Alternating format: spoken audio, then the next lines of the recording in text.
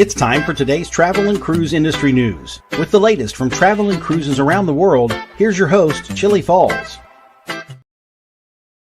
Hey, good morning and welcome to Travel and Cruise Industry Podcast on this Monday, August the 4th. Man, we've killed another month already. Wow, month number 8 of the year. Pretty excited about today's show, folks. We've got a wonderful guest this morning. And we got a bunch of news too. But anyway, welcome to Monday Travel and Cruise Industry Podcast from my studio in Forest, Virginia, brought to you by Will U.S., the owner of Scoot Around, and by Chillie's Cruises. The headlines today, after our guest, when we get to the news, Celebrity Constellation experiences power loss and drifts around for a while off southern Italy. Also today, Regal Princess Changes Itinerary, Royal Caribbean Itinerary Change. A flood threat near Mendenhall Glacier may impact Juneau excursions. Royal Caribbean ends exemptions. Age limits for wave jets. Congress targets cruise crime. And of course, a weather update, that and lots more here at 11 o'clock this morning. Today, folks, this is a national day close to my heart. Today is National Chocolate Chip Cookie Day. That's one of the more important days of the year to me. Chocolate chip cookie fanatic. And this day in history, in 1829, the Saturday Evening Post is published for the first time as a weekly newspaper. Not sure anybody cares about that anymore, but that's what happened. If you're a podcast person, you can always access the podcast via my blog, accessadventure.net, or wherever you get your podcast from. Just search for Travel and Cruise Industry News, and up pops the fat travel guy. Wow. Excuse me. Let's take a Diet Coke. I'm choking. All right. My special guest today is Amanda Quintero Aguerrevere. Ooh, I didn't say it right that time. I'll let her tell you. I did it right just a minute ago. She's a Franco-Venezuelan economist, a writer, an international business strategist with extensive experience in Latin American public policy, global energy markets, and migration. She's a digital storyteller, a perpetual wanderer, and the author of the best-selling Unfiltered, From the Feed to the Page, Stories of Wanderlust. With no further ado, here's our guest today, Amanda. Amanda, tell me again on your last name. Aguerrevere. Aguerrevere. I did it so much better the first time. Hi. Okay. Thank you for having me.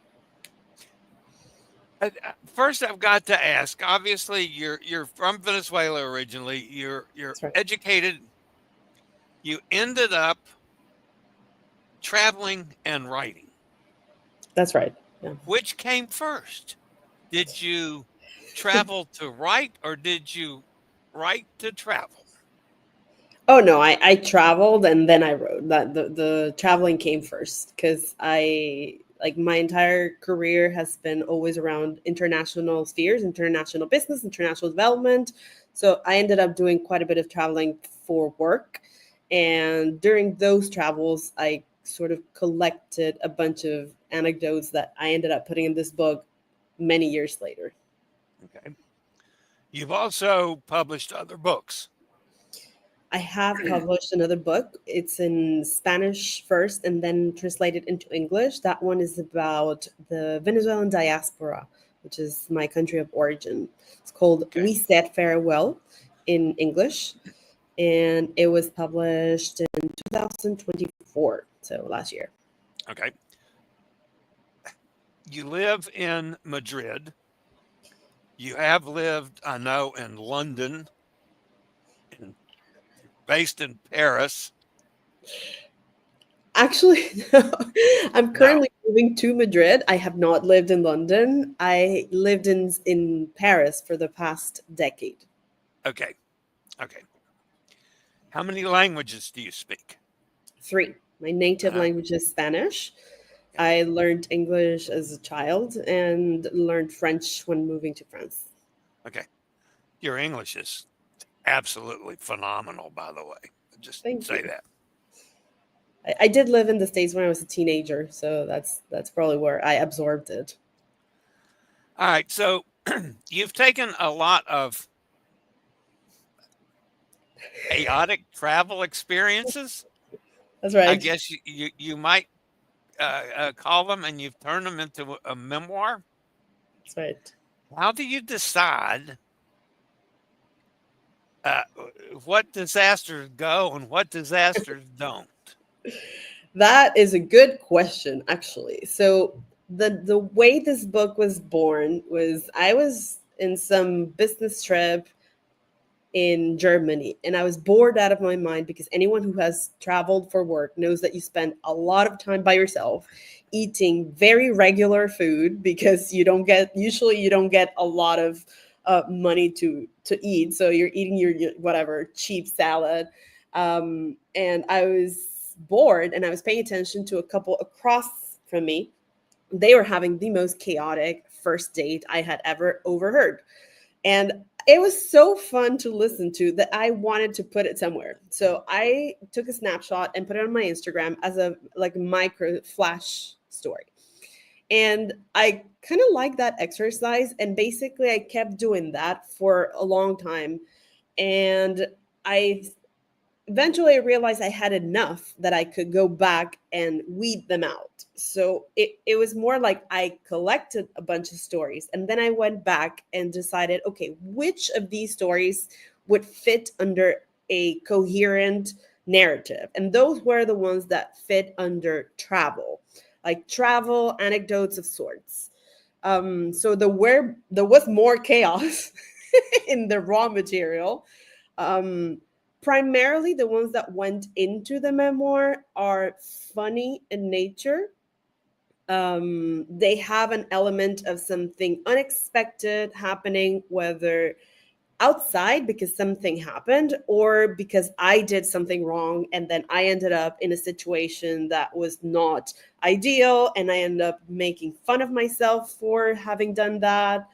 And then there's a little bit of contemplative pieces like poetry or like some bizarro moments like the night I got my COVID-19 vaccine. But the stories presented themselves to me because they happened and I made sure to journal them down. And I was sure that because that was going to keep happening, because that's the way my life was, eventually I would have enough to put them in a little collection. Okay. You mentioned one I was going to ask about. Tell me about your COVID vaccine day. Though everything about that story was particular. So I was living in Paris, and in Paris, basically what happened was that you got appointed, like you got a date appointed, and I got mine at like 10 p.m. or 11 p.m. at night, which was like when I got it, I was like, there has to be a mistake. But I was sure there was no mistake because in France you use the military hours, so it was 2200. So okay, there's no way there's a mistake. So I head out. And it was like everything about it was super bizarre because if you've ever been in Paris, you know, it's like an extremely dense city. I mean, everything is crowded, spaces are weird. So there was delay. I ended up getting to the vaccination booth almost at midnight. And out of all the things that could have happened, the doctor recognized the like my name, said it in perfect Spanish, which is very weird even for Spanish speakers to say my last name correctly. And then he told me that he had spent a couple of years living in Venezuela when he was a young man. And so we started talking about his perspective on first what Venezuela used to be in the 70s, which is an entirely different place than it is right now. Yeah. Then it got super philosophical about left-wing, right-wing politics and what is communism and why, like the government in Venezuela misinterpreted what should have been an ideal, and then it derived into because I just wanted to stop the conversation because I know it never goes well. So I just told him no, I don't think it's a matter of politics. I think it's because they got involved with narco state, basically with cocaine traffic, and he was like, oh, I'm an expert in cocaine addiction. So he started talking to me about cocaine addictions and his research on psychedelics. So, everything about that conversation just kept giving, and it happened in the span of 15 minutes because that was your slot. But Yeah. that 15-minute slot felt like an hour, to the point that when he was talking to me, he got distracted. He printed my thing 3 times. Then we don't know where he injected me because he was we kept talking. He was so excited. I was the last patient of the day, and he just wanted to keep going. So basically, I left the booth when someone came pick me up because they were like, "We're closing, so you have to leave." But everything about that moment was just super iconic. Just out of curiosity, because I've never asked anybody from Europe this question. Do you still take COVID boosters over there? I think you can, but it was a national Yeah. policy at the time because not all of Europe, but because the Schengen area is an open area, it meant that everyone within the Schengen area had to get a vaccine if you were a resident, so you could move around because you had to show it everywhere. The first 2 shots, and then after that, I think it's optional. You can do it. You can take it in a like the influenza or the flu vaccine, but I don't know anyone who takes it, and they never asked about it again. It was just a momentary thing. I do. I'll go. My time's coming up here in another month or so, and I get it at my Kroger pharmacy right down the road here, and I'll go in and get my flu shot. And if there is another COVID booster, bring it on. So I've Yeah, I had them think in that every time. yeah, in that situation, it's a personal choice. It's just back then during the pandemic, it was not a choice. If you Right. were between this and that age bracket, you had to take this one. And if I was in this age bracket, and Europe is a lot more regulated for a number of things. A lot of Americans tend to be surprised by how regulated life can be in Europe. So in this case, it was not optional. You were resident, you had to go this Yeah. day on this time, and you basically couldn't do anything if you didn't have the vaccine. Yeah.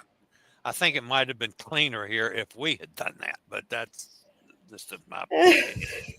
I'm like you. I stay away from 2 things: politics and religion, unless it's something that specifically reflects onto cruising or travel, and then I see. I'll talk We'll chip politics. in. But other than that, I stay away from it. Okay, so you use some of the messy, raw moments from curated travel and photos. Do you think social media has distorted our idea of what good travel is? Oh yeah, absolutely.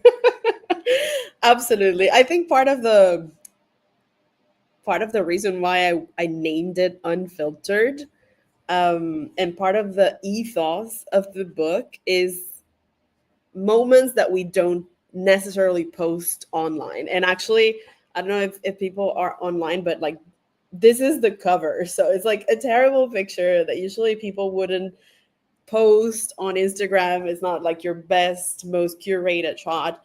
I do think travel has especially Instagram, has impacted the way a lot of people travel for the picture, for posting the story, for saying that they went to this place, instead of being there and learning about the place and enjoying the place and being live on the place. I have had the experience of traveling with people who go to a place and they just want to get the picture done and move on. Especially like having lived in Paris for so long, you see this all the time. So kind of what I wanted to play with in this book was adding things that you wouldn't expect. For example, I think the most iconic one is the Greek, traveling through the Greek islands, especially for cruise people, tends to be this idyllic place where everything's beautiful and all you're doing is lounging like a Greek god and goddess. And we had this situation where one of the engines broke down and the ship started to wobble, but like nothing, there's no words that I can use to describe the way it was wobbling. So the entire ship was throwing up for an hour. So there are no pictures or videos, at least in my phone, because I was crawled up in a ball and breathing, like hyperventilating into a bag. But usually it's the kind of story that it is a very typical travel story of things that were unpredictable, but we no longer post online, and therefore they're not part of our travel narrative or our travel storytelling into the curated feed. So I did play with a lot of those like mishaps to include them in Unfiltered and this chaotic collection that you mentioned. Well, back in the day when I started cruising, I started in the 70s. We didn't have ships like there are today. It didn't have stabilizers. It didn't have azipods. It didn't have all the things that make ships much more stable. So when you got in a little rough weather back then, you banged off both walls. It was nuts. That was probably the first 20 years I cruised. You rarely it did a smooth cruise. It was awful. Thankfully, I never had to use one of those bags, so I was lucky. Um, how did your writing evolve from capturing that moment to the memoir? Actually, this is a very fair question because I collected these pieces over the span of probably 8 years or something like that. So naturally, there was an evolution. There were changes just in the mood that I was in, because usually I was prioritizing capturing the moment rather than crafting a specific style. So when I decided, okay, now I have enough that I can go back and put them together, I did have to intervene and edit to make it more cohesive because it felt very disjointed. You can say that because I was writing another book in parallel and I was doing a creative writing workshop for many years, my voice as an author evolved and it sort of found a specific style, at least that you can identify in the overall arc of the book. But there was a lot of intervention in the process of editing because the styles didn't match at the beginning. Because when you're writing for so many years, it's like you're journaling. So whatever is going through your head in year 1 is not the same thing that is going on year 8. Right. So definitely, if someone wanted to do something like this, it was just very typical for people who travel a lot and they want to collect their stories. Eventually, you probably have to go back and kind of like re-edit to make it palatable to a reader in one go. Okay. You call yourself a perpetual wanderer. Yeah, that's a bit of a play. Are you still, or I know you're working on the movement to moving to Madrid, which I love Madrid, so I like that whole thought. Um, do you ever long for roots? I kind of do. And in the opening of my first book, I do have a poem called titled Uprooted. Um, One thing that I've talked about with people who read, especially this book, because the first one is about Venezuela specifically, so I share that experience with the diaspora. But this one is more about the people who, like, I studied international relations, so by nature my work tends to be kind of uprooted everywhere. um Sometimes I do long for it, but there is kind of this thing when you have become a permanent exilee from your country, and there's really no way to go back because of that political situation. You do become uprooted. And so far it's not been my experience that I have taken root. I mean, I can have a home base, um but I have a very difficult time with staying put. So it's difficult to imagine like one permanent place for, like, there are people who love to stay in the same place and like just have a local life. I don't think I was born that day. It's something. Do you travel primarily solo? I have done both. There was a period of my life where I used to travel more solo, but for work, I've traveled solo quite a bit.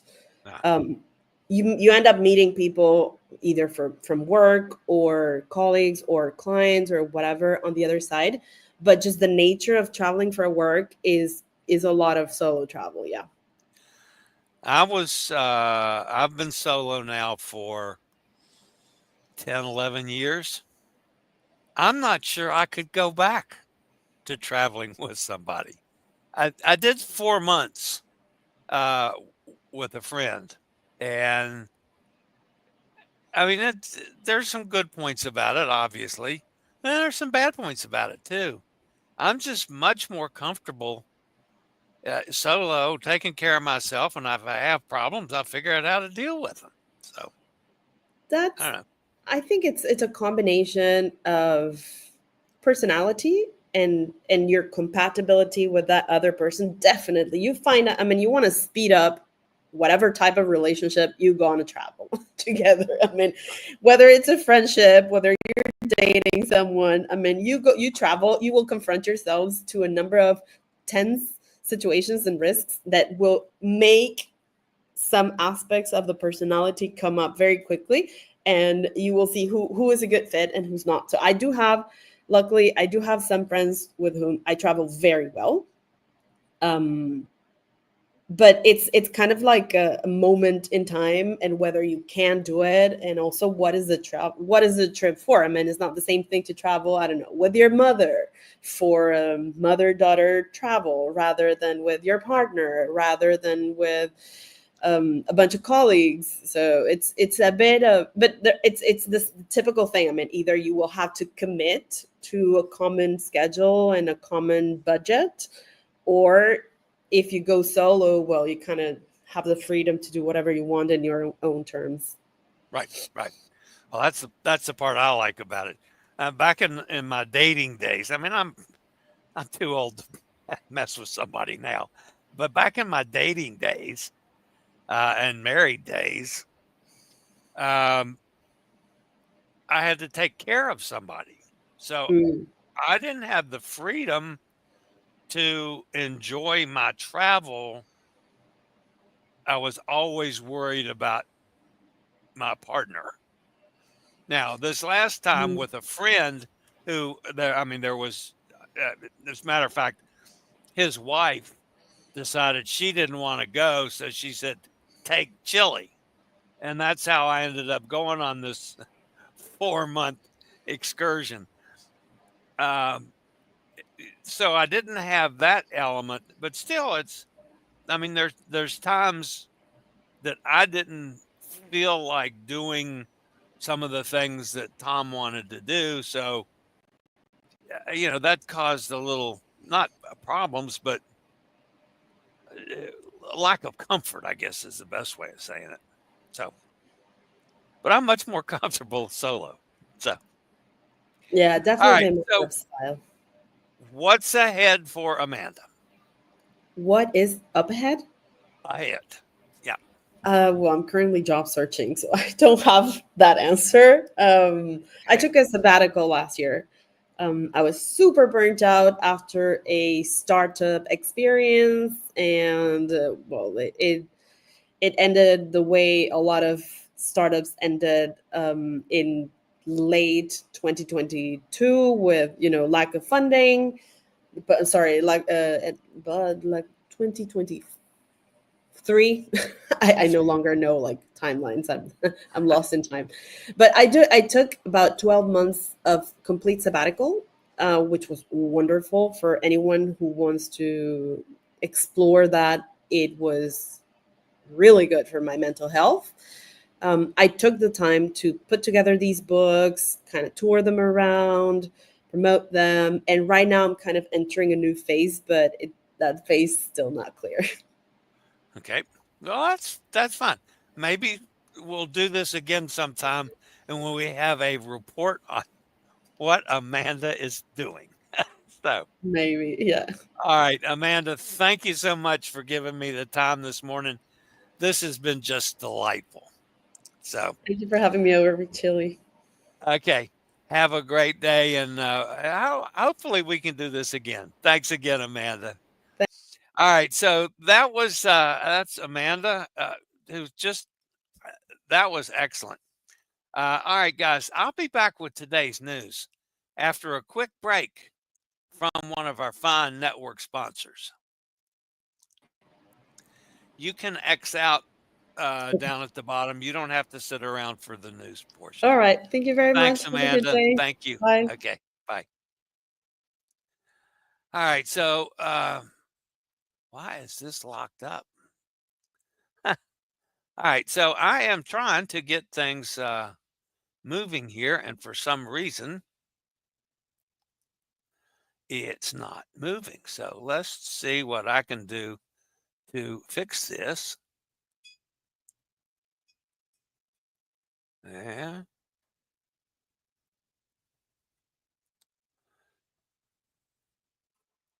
All right, so okay, there we go. That's started moving that again. All right. Now we're going. I was stuck, so I couldn't get started. All right, so we're going to start with today's news.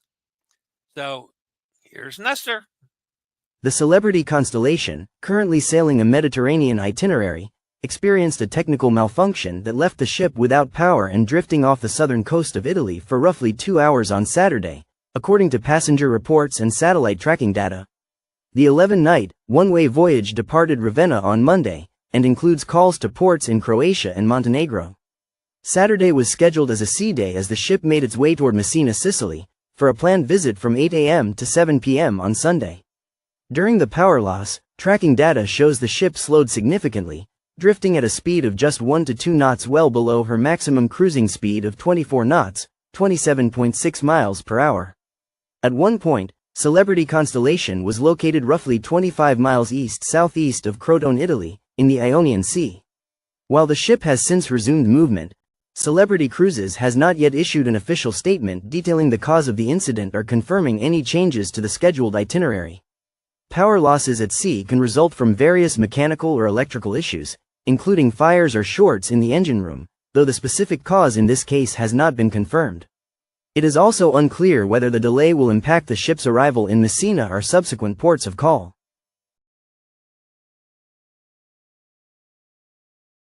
Storm Floris is expected to impact much of the UK with high winds and rough waves today, causing Regal Princess to cancel calls to Invergordon and Stornoway to stay ahead of the storm and reach more sheltered waters. The ship's visit to Glasgow has also been changed and a visit to Liverpool now added to the adjusted itinerary.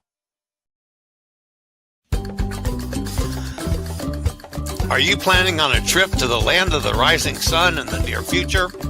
Scoot-Around, powered by Will, is excited to announce that we now have mobility scooters and electric wheelchairs available for rent in select locations across Japan, including major tourist destinations like Tokyo.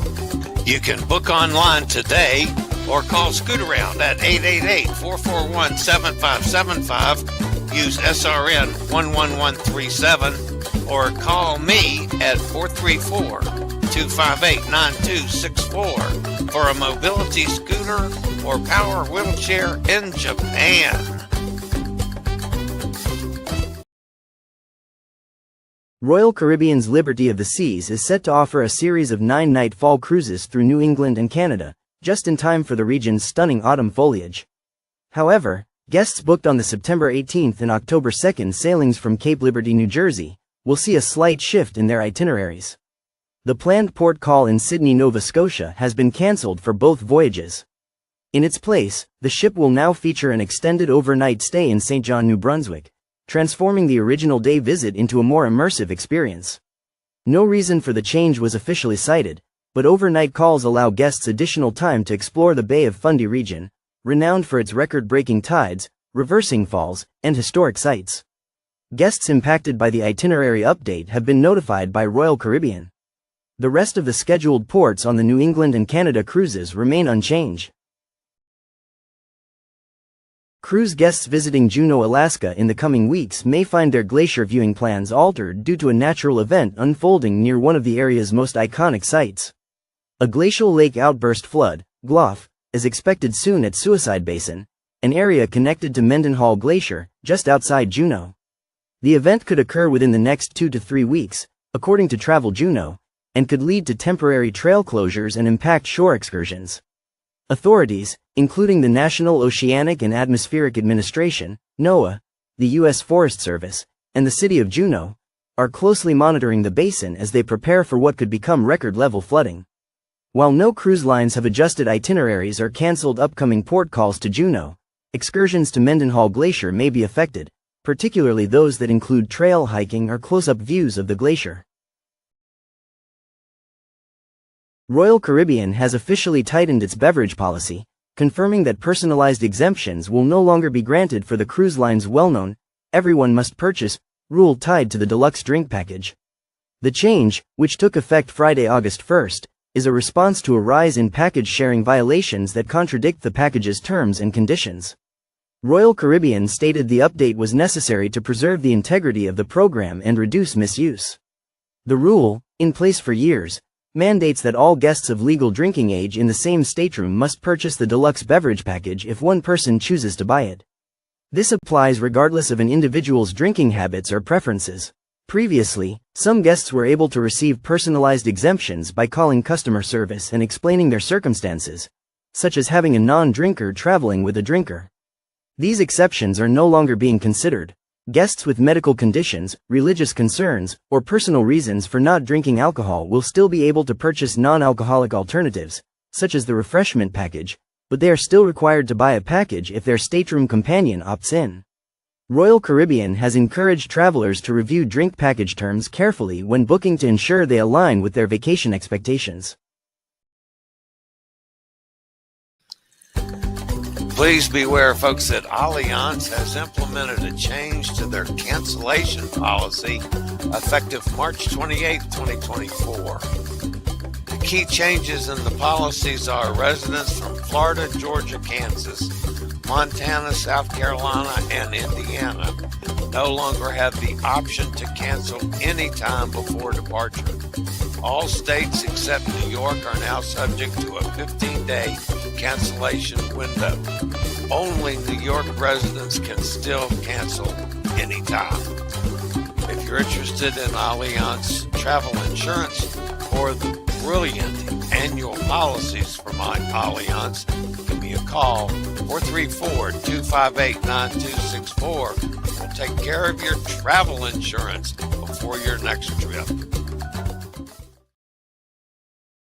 A new law in the Bahamas requires jet ski drivers to be at least 18 years old, affecting popular cruise excursions at destinations like Perfect Day at Coco Cay.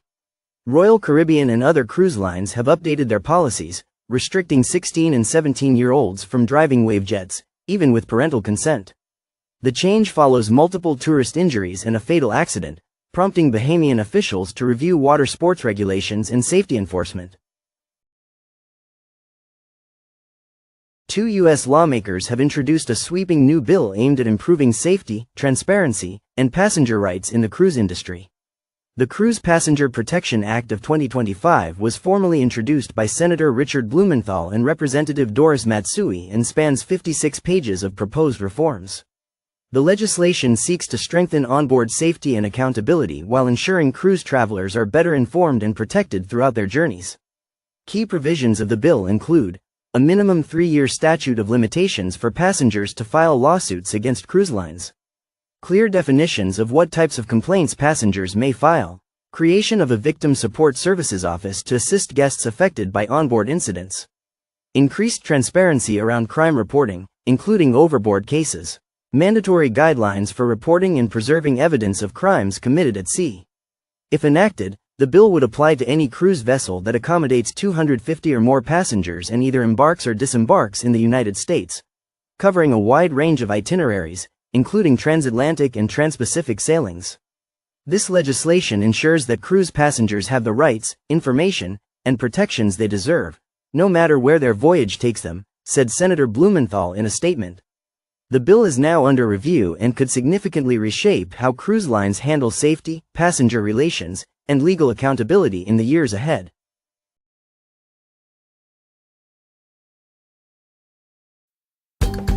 Experience Alaska at an affordable rate. VR1 balconies are only $1,289, including taxes and port charges. MSC Poesia sells from Seattle, May 25th, 2026. Book now. Call 434-258-9264 or go to bit.ly/Poesia Alaska 1. All right, that's going to put an end to the news portion of today's show. Let's jump over to the chat room and see who's with me today. Again, my sincere thanks to Amanda Quintero Aguerrevere. I didn't say it right again. I stumbled with her last name. Let's call her Amanda. Both of her books are available anywhere. You can find them, and next time you go get on an airplane, you could probably find it in the airport or from Amazon, for instance. All right, Mike's with us. Good morning, Mike. By the way, Mike, I enjoyed this weekend watching the ladies golf, ladies open, women's AIG women's open, I guess it was called, from Wales. Especially yesterday, the brutal weather that hit in the morning with unbelievable winds and waves just banging against the shore, and them trying to make a golf ball go where they wanted it to go. And then an absolutely gorgeous afternoon. It was still a little windy, but I really enjoyed the scenery of Wales. So I just thought I'd point that out since you're on that side of the pond. There's Roger in Jacksonville. Good morning, Roger. Sunny down in Mississippi. Hot Air Tom is with us. Joanne's here. Good morning, Joanne. There's Gretchen. Good morning, Mike and Chillie and all. Hi to Roger and Sunny, of course, and Tom and Joanne. There's Kenneth up in Pennsylvania. Good morning, Kenneth. Everybody speaking back and forth. Mike says, looking forward to hearing the guest. Well, I tell you what, it freaked me out when I was locked up afterwards, but everything from my end showed that the interview went out. Roger says, next cruise 3 months from tomorrow on the Gem out of Jacksonville. Bob's with us. Good morning, Bob. Sonny says, welcome to Amanda. Todd's with us. Good morning, Todd. Gary Older Than Dirt Seer says, morning all. Gretchen says, good show, Chillie. Thank you, Gretchen. I have to say that was, to me, was one of the most interesting, easy interviews. Boy, it was just simple interview. So, and a fascinating young lady, I find. So, I highly recommend grab her book. It's called Unfiltered. Well worth it. Now, I have not read the book on about Venezuela. That will be next. So I'll go ahead and order that from Amazon and read that as well. So anyway, it's been a good morning, folks, for me. Physically, I'm closer to feeling back to normal today than I have since I fell. I'm not near as sore. My side, while it's still sore, it's not painful. I did not have to take any pain medication or my self-medication from Amigo John. We won't mention that this morning. So that's a good sign. So I'm feeling a lot better. I'm not feeling near as droopy as I felt. So that's a good thing. Joanne says, Amanda's very interesting. Yes, I thought so. Amanda's delightful. Thank you, Sonny. Yeah, I thought she was interesting. And an economist. You don't think of economists as being interesting, but then she's traveled. And I had one question that I didn't get to ask her. Yeah, maybe when I send her the link to do the show, I'll ask her. I'm wondering, in all of her travel, and if she's kept track of how many countries she's been to. I know that numbers are something that a lot of people care about. I had to go back and make a list of the countries that I've been to because I had no idea. I have kept track of how many cruises I've been on. I know how many states I've been in. I've been in all 50 of them because I did the last 3 on the same trip, and that was when I took the train out to go to Alaska. I did Oregon, Washington, and Alaska on that trip, and that was 48, 49, and 50. So I'd be interested to see how many countries she's been in. So I meant to ask her that right at the end of the show, and I got sidetracked. All right. Well, that's going to wrap me up today. Wait a minute. Will the volcano... I missed out on a question. I got to back up here and see what the hell Tom is talking about. 7 days till you depart from Reykjavik. Will the volcano still be active? Currently, it's not. But then that's, it's blown off, 4 or 5 times. And that's not right in Reykjavik. So, but, I don't think they've opened any of the places that were closed. At least I haven't seen anything on it. So, Gretchen wants to know if you've been there before. Is this your first excursion to a volcano? Once on Prima with an overnight port stay, Hot Air Tom says. No excursion booked. We have a rental, so plan to drive around. Uh-oh. I can't say that. Other than one panic while Hot Air Tom was driving, he did pretty good.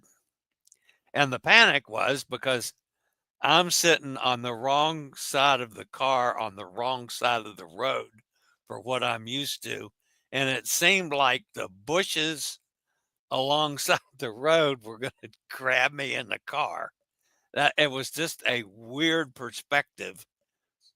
It caused me a little panic. But you know, he got right by with that one. Actually, Hot Air Tom did a fine job squirreling me around Great Britain. So, all right. We might take a little drive upon leaving the airport to get a bit closer to the volcano. Yeah, it's not that far away. But as far as I know, it's not active right now. At least I haven't seen anything on it for a while. So, and we did make one mistake, Hot Air Tom.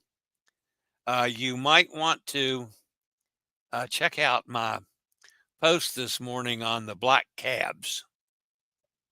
We could have done something.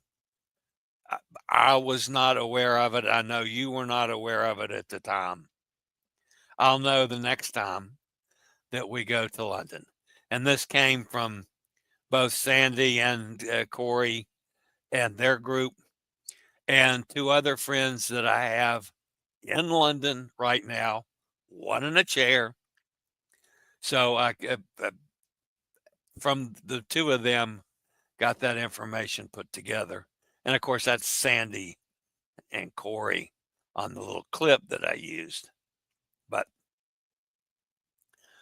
anyway, Hot Air says, better the bushes get chilly than the traffic get us coming in the opposite direction. Well, that's true too. Remember, we're driving on the wrong side of the road over in England. So, and I don't know about Iceland. I've never looked at it before. I've never been to Iceland and never driven in Iceland. So there's Jamin. Hey, Jamin, how you doing? You'll have to go back and watch the replay. Pretty good show today. All right, guys, that's going to wrap me up for the morning. I will be here tomorrow if anything major happens. Oh, I forgot to tell you guys about the weather. Let me see if I can pull that up real quick. That's out in the Pacific. Did that go? Oh, that's not on. Hang on. I got sidetracked here with what all I'm doing and did not think about the weather. And wow, I didn't even get that loaded. All right, so I'll tell you what is happening with the weather. There is a tropical storm Dexter, which is off the East Coast. It might strengthen a little today. It's going to stay north and east of Bermuda. Should not affect Bermuda. It's moving northeast at 14 miles an hour, 45 mile an hour winds. Pressure is steady at 1,002. Little disturbance off the East Coast has a 30% chance of formation in the next 7 days. But we do have a system coming into the trough. This is actually the first one that I've seen this year following the normal patterns coming off the coast of Africa. They're talking about a 50% chance in the next 7 days. Currently, it's just a tropical wave, so it's got a lot of development to get to. In the Pacific, the Pacific is calming down a little. The previous storms are gone. There's one tropical depression well off the coast, about a third of the way to Hawaii. It's 35 mile an hour. Could become a tropical storm today or tomorrow. It's moving west-northwest at 15 miles an hour. There is a larger trough of low pressure right off the coast. Very little chance of development in the next 48 hours, but 60% chance over the next 7 days. This seems to be where all of the Pacific storms have been starting, and it moves along and kind of parallel to the coast of Central America, generally toward Baja, but this appears to be well off the coast, and the likelihood of it affecting in the interior is very limited. So, all right, guys, that is going to wrap me up for today. As always, guys, please smash that thumbs up. That'll help the channel out quite a bit. And as always, stay safe, stay healthy. Think about cruising, think about travel. And hopefully one day soon, we'll all get together on the high seas. Again, my thanks to Amanda. Thanks to all you guys for being with me. I'll see everybody back here, same time, same place on Wednesday. Have a great Monday, y'all. See you next time. I regularly post videos on all facets of the travel and cruise industry. So if you like to keep up with the latest in cruise ships, ports of call, cruises themselves, Chillie Chats, and travel and cruise industry news, just hit the little subscribe button in the lower right-hand corner. Hit the bell notification so you'll be notified when a new video is up or we go live.